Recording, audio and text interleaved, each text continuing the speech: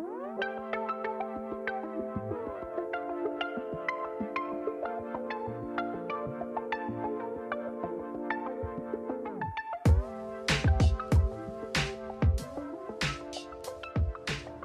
guys, welcome back to John's Corner. Before I start, I would like to say that I am doing a giveaway. A Jordan Funko Pop, one of the Funko Pops that I opened in one of my videos. This has the Phil Bars sticker exclusive. Since I am nearing the 1,000 subscribers mark, this is my thank you gift and my giveaway. For this episode, I will be showing you guys how to package your cards the right way, especially if you're selling online. This is not only limited to NBA cards. This could be any sports cards. This could be MTG, Magic the Gathering, or wrestling cards, or Marvel cards. Whatever type of trading cards you have, I'll show you how I do it, how I ship the cards that people buy from me, so I make sure that these cards are well protected, don't get damaged during shipping, not just here locally in the Philippines, also shipping going to other countries like the US. So I have here all my props, the stuff that I use during the packaging process. I have had a lot of crazy experiences when it comes to shipping, especially cards that I bought internationally, mostly in the US. Now, this is an example of one of my experiences. So I got the package via shipping cart. Usually it's in a bubble mailer like this. Bubble mailers are normally what they use in the US for shipping their cards. So this is one of the instances that happened to me.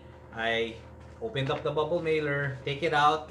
It's in a plain paper or newspaper. True story. When I opened the newspaper, nothing. No sleeves, no top loaders, and most of the cards were damaged. Imagine if those were Grail cards or Chase cards or just a very expensive card. And because of poor packaging, the cards get damaged just like that. And believe it or not, this one is the worst experience that I've ever had. I opened up the bubble mailer, I got this. I don't know, I think some of the collectors can relate. The cards were inside a tissue and nothing. No top loaders, no sleeves. Most of them got damaged. If you think that bubble mailers can protect your cards without added protection for these cards, when you put them inside, you are sadly mistaken. Bubble mailers do have bubble wrap inside, but they do not fully protect your cards, especially the raw ones. That does not work. I have here some normal base cards, or I guess trash cards. You can call these trash cards. The cards with not that much value. I'll just be using them as an example to show you guys how to package your cards correctly. The first line of defense to protect your cards, just make sure you have sleeves, card sleeves. These card sleeves cost around 50 pesos. Some sell it for 60 pesos. Some even sell it for higher, around 100 pesos. Because of the recent unavailability of these sleeves, prices have gone up. But I think you can go to courtside. They are still selling this for 50 pesos. Hopefully you get lucky and they still have stocks in the stores, because collectors have been hoarding sleeves and top loaders. Another option for you is to go to Green Hills Mall, go to Fun Hub shop. They offer 10 plus 1. So if you buy 10 packs of card sleeves, you get an extra pack for free. But they are selling theirs for 60 pesos each. Not bad. Better than the 100 peso packs. Next, make sure you have top loaders. This is the regular size top loaders, 3x4 Ultra Pro. These top loaders cost around 150 pesos per pack, and they have 25 pieces per pack. Because of pandemic and shipping difficulties, these have gone up tremendously. I've seen a lot of shops sell top loaders as high as 350 pesos per pack. They're not even the Ultra Pro brand. Forgot the brand. Anyway, some of the hobby shops have restocked their top loaders, mainly Courtside and Fun Hub. Courtside, I think they still sell their top loaders for 150 per pack. The problem is the availability. Now you can go to Fun Hub. They are selling these at 200 pesos per pack. The only good thing at FunHub, although they are more expensive than courtside, is they have more stocks available as of now. Top loaders actually are the most essential accessory you need to make sure that the cards are well protected. Even if you don't have sleeves, as long as you have top loaders, you can rest assured that your cards will be well protected and be damage free. Now, this is an example of a team bag. Usually they put the cards inside. There's a sticker here. The new ones, you just peel it off. Once you have the cards inside, then you close it. Just like that. Sample. Let's put the cards inside and close it like that. Okay. First things first, let's put sleeves on all of these cards before I start showing you how to pack them correctly. Okay, so I put sleeves on each of the cards. Now, usually what I do when I start packing the cards, let's say for these cards, 1, 2, 3, 4, 5, 6, 7 cards. Since I'm using 2 top loaders,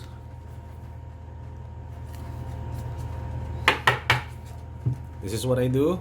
Then I put the other cards in between.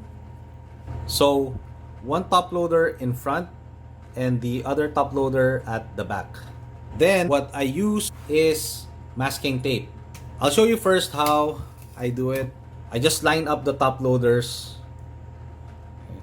Then I start putting masking tape to secure the cards. I also make sure that they are nice and tight so the cards inside won't move that much or won't move at all.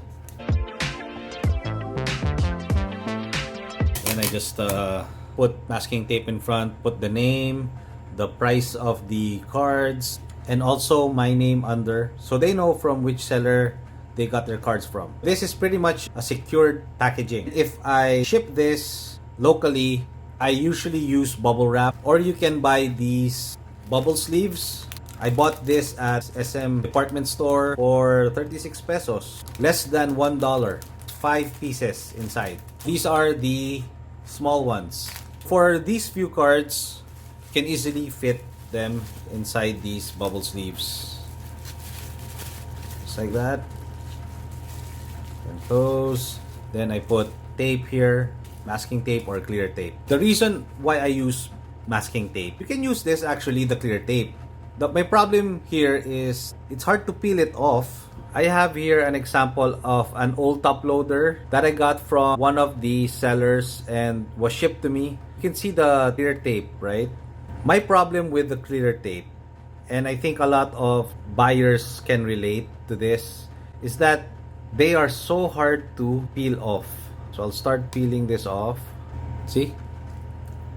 Not only are they hard to peel off, they leave this sticky residue. What I hate about this sticky residue, especially if you're selling a lot of cards, once you put the cards on top of each other, like this, it sticks. This residue sticks to the other top loaders. If you use masking tape, for example, they are easier to peel off and they don't leave that sticky residue. Before, when I did a sale on one of the groups, then I had a lot of top loaders on top of each other. There was an instance where one of the sold cards stuck to the other top loader because of that sticky residue. Good thing that the buyer saw it immediately that it stuck and told me it wasn't his card. That is the danger of using the clear tape. I advise you guys not to use the clear tape. Plus, it is so irritating just to peel it off. Going back to the bubble sleeves, now these sleeves have different sizes. I think this is the smallest one, which is perfect for the cards, and there are bigger ones that you can use if you are trying to ship the graded cards. Let's try putting a graded card inside here. This is a sample of a graded card. Let's see if it will fit. Nice. It actually fits the graded cards. Just do that, you're ready to ship. Please take note, this size fits the graded cards.